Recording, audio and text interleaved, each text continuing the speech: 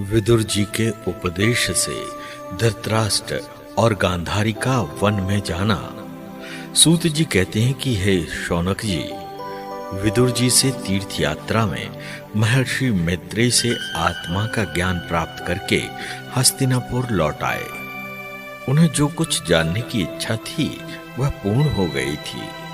शौनक जी अपने चाचा विदुर जी को आया देखकर धर्मराज युधिष्ठिर, उनके चारों भाई धृतराष्ट्र, युयुत्सु, संजय, कृपाचार्य, कुंती, गांधारी, द्रौपदी, सुभद्रा, उत्तरा, कृपि तथा पांडव परिवार के अन्य सभी नर नारी और अपने पुत्रों सहित दूसरी स्त्रियां सब के सब बड़ी प्रसन्नता से मानो मृत शरीर में प्राण आ गए हों ऐसा अनुभव करते हुए उनकी आगवानी के लिए सामने आए। जब भोजन एवं विश्राम करके सुखपूर्वक आसन पर बैठे थे, तब युधिष्ठिर ने विनय से झुककर सबके सामने ही उनसे कहा, चाचा जी, आपने पृथ्वी पर विचरण करते समय किस वृत्ति से जीवन निर्वाह किया? आपने पृथ्वी तल पर किन किन तीर्थों और मुख्य क्षेत्रों का सेवन किया? चाचा जी, आप तीर्थ यात्रा करते हुए द्वारका जी अवश्य ही गए होंगे। वहां हमारे सहृदय एवं भाई बंधु यादव लोग, जिनके एकमात्र आराध्य देव श्री कृष्ण हैं, अपनी नगरी में सुख से तो है ना? आपने यदि जाकर देखा नहीं होगा तो सुना तो अवश्य ही होगा। युधिष्ठिर के इस प्रकार पूछने पर विदुर जी ने तीर्थों और यदुवंशियों के संबंध में जो कुछ देखा, सुना और अनुभव किया था, सब क्रम से बतला दिया। केवल यदुवंश के विनाश की बात नहीं कही। करुणा हृदय विदुर जी पांडवों को दुखी नहीं देख सकते थे, इसलिए उन्होंने यह अप्रिय एवं असह्य घटना पांडवों को नहीं सुनाई, क्योंकि वह तो स्वयं ही प्रकट होने वाली थी। पांडव विदुर जी को देवता के समान सेवा सत्कार करते थे। वे कुछ दिनों तक अपने बड़े भाई धृतराष्ट्र की कल्याण कामना से सब लोगों को प्रसन्न करते हुए सुखपूर्वक हस्तिनापुर में ही रहे।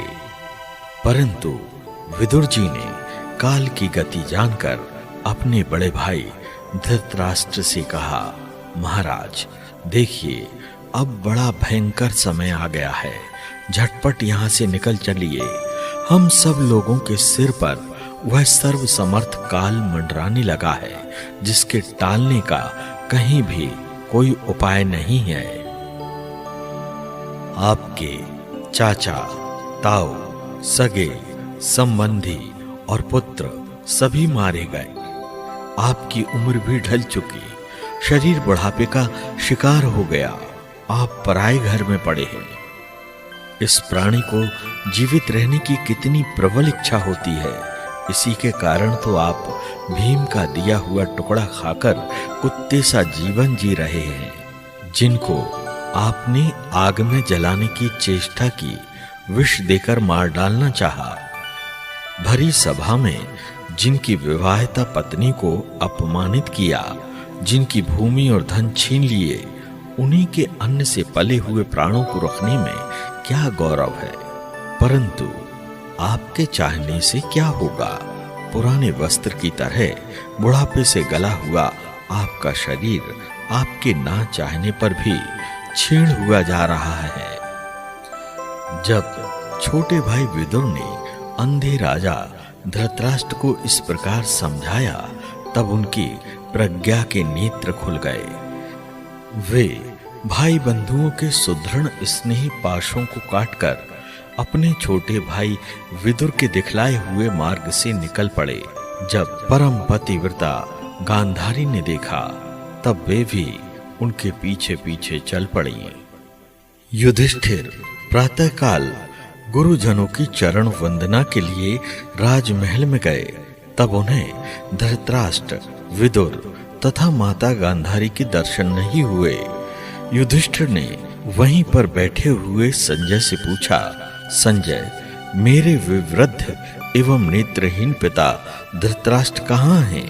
पुत्र शोक से पीड़ित माता गांधारी और परम हितैषी चाचा विदुर जी कहाँ चले गए? संजय बोले, कुलनंदन, मुझे आपके दोनों चाचा और गांधारी के संकल्प का कुछ भी नहीं पता। महाबाहो, मैं तो स्वयं ही चिंतित हूं। संजय इस प्रकार कह ही रहे थे कि वहां पर देवर्षि नारद आ पहुंचे। महाराज युधिष्ठिर ने भाइयों सहित उठकर उन्हें प्रणाम किया और उनका सम्मान करके बोले कि भगवान, मुझे अपने दोनों चाचाओं का पता नहीं लग रहा है।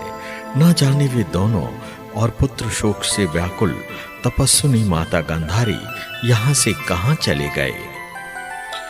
तब नारद जी ने कहा, हे धर्मराज, हिमालय के दक्षिण भाग में जहां सप्त ऋषियों की प्रसन्नता के लिए गंगा जी ने अलग अलग 7 धाराओं के रूप में अपने आप को 7 भागों में विभक्त कर लिया है, वहीं ऋषियों के आश्रम पर धृतराष्ट्र अपनी पत्नी गांधारी और विदुर के साथ गए हैं। यहीं पर वे केवल जल पीकर शांत चित्त से निवास करेंगे।